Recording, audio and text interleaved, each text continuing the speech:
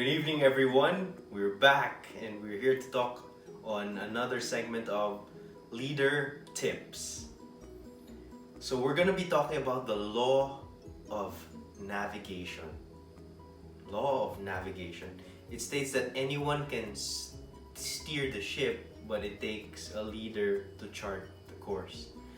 Now, for better imagination, it's really us. We have to imagine that we're like in the sea and we have the steer of the ship and you're the captain, and leadership is similar to that. It's really when you have the access to the rudder or the steer, and then you can steer the ship. But anybody can do that, even the janitor, even the restaurant chef can do that. But it really takes a leader to chart the course. Where are we really going? It takes a leader to plan ahead, to anticipate the obstacles that come your way. And so, at the core of law of navigation is really about having vision. It's really having a clear vision of what you want to see, what you want to have, and then charting a course towards that vision. So it's really about being able to anticipate the challenge and being able to find a solution to them. So for example, in your career, like what's that vision for you? In your business, like what's the real vision? Is it clear for you what the vision is? In your ministry, like what's the goal of your praise and worship team? What's the goal of your discipleship groups? How many discipleship groups are the goal? It will be the goal this year. You have to think about these things so that you're able to really chart the course. Where do I put my priorities? Where do I put my energy as a leader? And even if there are challenges that you don't fully anticipate, how do you steer around, or how do you course correct? So that's really about the law of navigation. Now, it depends on in varying sizes of organizations. So some organizations of 5 to 10 or 5 to 20, maybe, well, you can course correct more easily, because really there's not a lot of moving parts. But when you have a very big organization, it's really hard to make shifts and then allow everybody to join in on. You have to get their buy-in. So ideally, when you have the bigger your organization, the more you have to be clear with your vision and the strategies that come along with that vision, so that you're prepared for whatever happens, whatever challenges that may arise. So for a smaller organization, you may be quick to move to, there might not be bureaucracy in your organization, and so you can really move forward fast. But in anything, strategy, having a clear vision is key in navigation. So I'll just go through 3 components of the law of navigation. I summarized it from John Maxwell's book and really tried to condense it so that everybody could really go through and understand. So the first part is really having a clear vision or having a clear plan. The second part is anticipating the challenges and having a mitigation plan.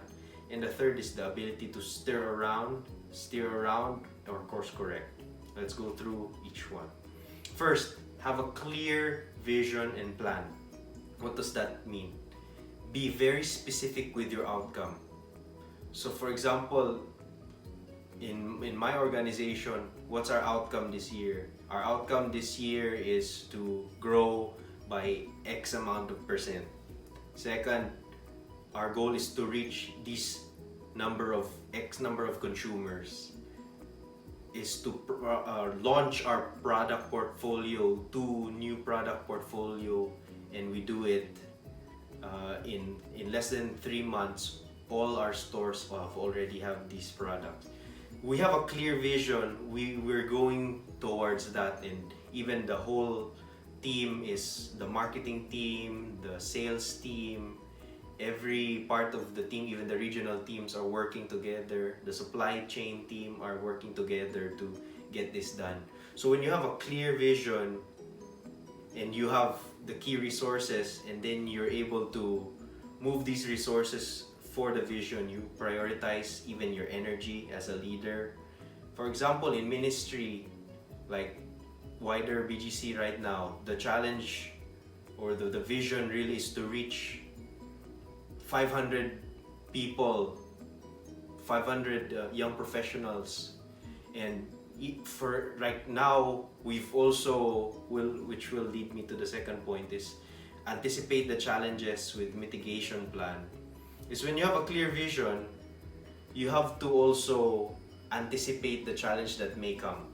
So for example, in our work, what are the potential delays with the legalities? Or because each product, they have their own product registration that goes through the Food and Drug Administration. So these are things they have to take care of. That when, how long will the products get from where we import them, for example from the US going to here? What are the potential challenges?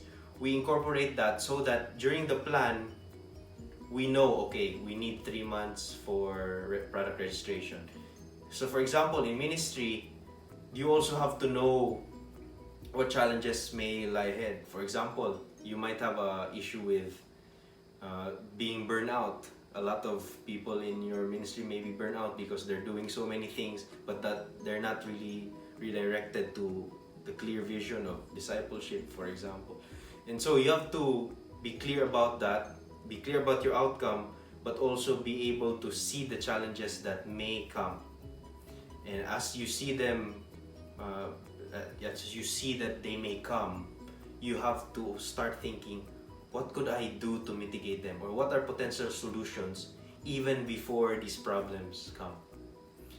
Now, the question is, are there problems that come that we can't fully anticipate? Yes, COVID is an example of that, which leads me to my third point.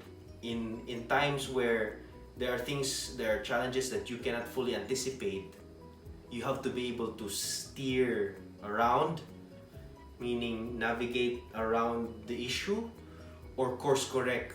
What are the things we need to do to adapt, to innovate? So for example, COVID has presented a challenge to every company, every church, and nobody can fully predict when COVID will happen, how big or how huge this event will be.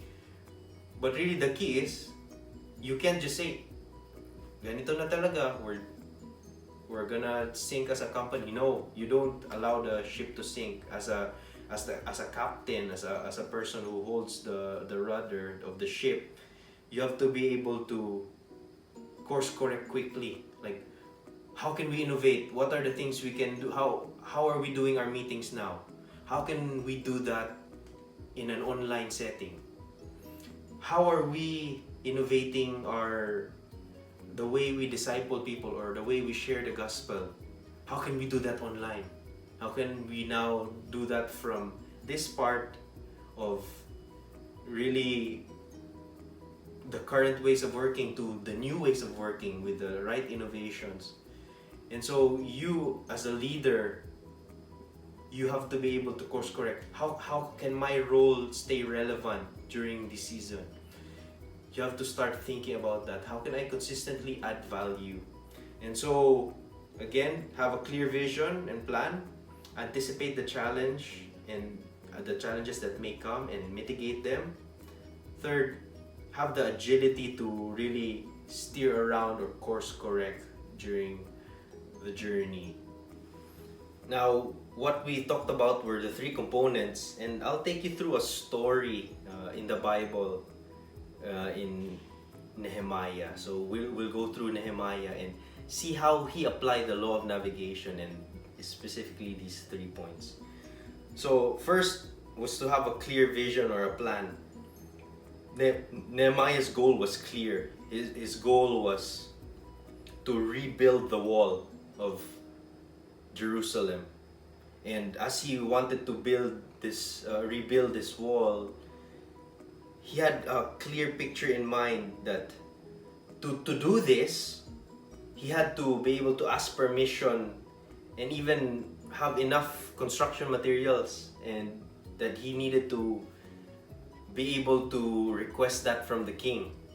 And so he had a very clear, I need to rebuild the wall, I need to get permission from my boss, which was the king at that time, to approve his leave and to really approve and give him the resources that he would need.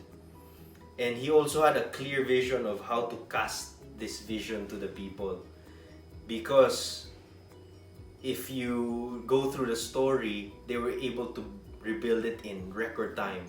But of course, I'll talk about that later.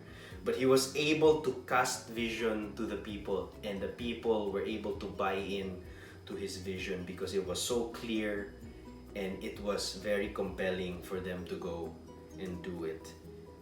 And the second is to anticipate the challenges and come up with mitigation plans. One challenge that he had in building a big wall was really the passage through the cities. So he was from a different city and he needed to go to his hometown and build it. So he would have to pass through cities. But he knew the king had so much power through those cities that he requested a letter from the king. And this letter would allow him to go and pass through these cities unhampered. And that was very good foresight. He was able to foresee what the challenges may come, meaning when he passes through cities, and he was able to mitigate them by requesting a letter from the king to go to Jerusalem. And the second challenge that he had was really the construction materials. If you're gonna build a wall, and this is a fortified wall around the entire city, you would need so much construction materials. But he was so good with his foresight as well that he also requested this from the king. And he told the king that if he could have access to the wood and the supplies, and it was said near Jerusalem, so it was something that he has foreseen very well and has already asked for permission. Even before he set forth on his journey, he already had the supplies with him. He was even given he was accompanied by people of the king, which means really there were a lot of resources that was given to him, but he had to ask for it, and he had the foresight to ask for it. And another challenge there was also manpower. Like, if you're gonna build a wall, you need so much people working, and you have to do it very fast because he was a cupbearer and he needed to go back to the king after his leave. And if he would have given a leave, he couldn't have said an indefinite time. There was a certain timeline that he had to finish also these walls. And so he was so good at anticipating that he used the motivation of the people of Jerusalem to build the wall. How did he do it?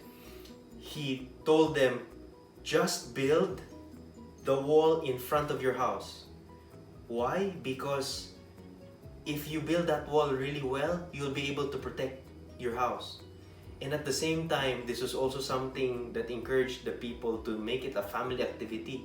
And therefore, each family in Jerusalem really contributed to building this wall. And this was because he had a clear vision. This was because he had clear foresight to what challenges may come, and he was able to mitigate them. And the third thing is he had the agility to steer around or course correct. So Nehemiah went out on a secret mission and really surveyed the wall by night.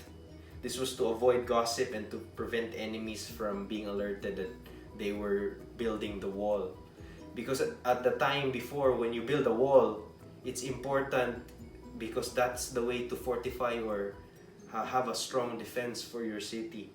And if the enemies were to know that they were doing that project, they would have been conquered before the walls would have been built. And so it was So good that he was able to steer around and course correct. And then even when there were already threats of terrorist attacks, where people were already tired of the work and all the threats, Nehemiah course corrected by stationing guards at the weak points of where they were building. So he also, when problems arise that he wasn't fully, he didn't fully foresee, he was able to course correct, and really he was able to protect the nation as they were building this building. And it was done in record fashion in 50 plus days. In 52 days, if I remember correctly, 52 days they were able to build a fortified wall for the whole city. This was because everybody was involved. There was a clear vision. He was able to course correct, and so the question for application for everyone is, in a certain aspect of your life that you want to progress on this year, what's your clear vision for that? What's a clear vision for example, your work? What's a clear vision for your ministry that God has entrusted you now?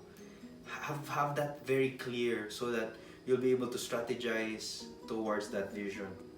And in terms of anticipating the challenges, what are the potential challenges that may arise towards that vision? What may come along, and how can you mitigate it? How can you foresee and imagine what may happen and what you can do to solve it?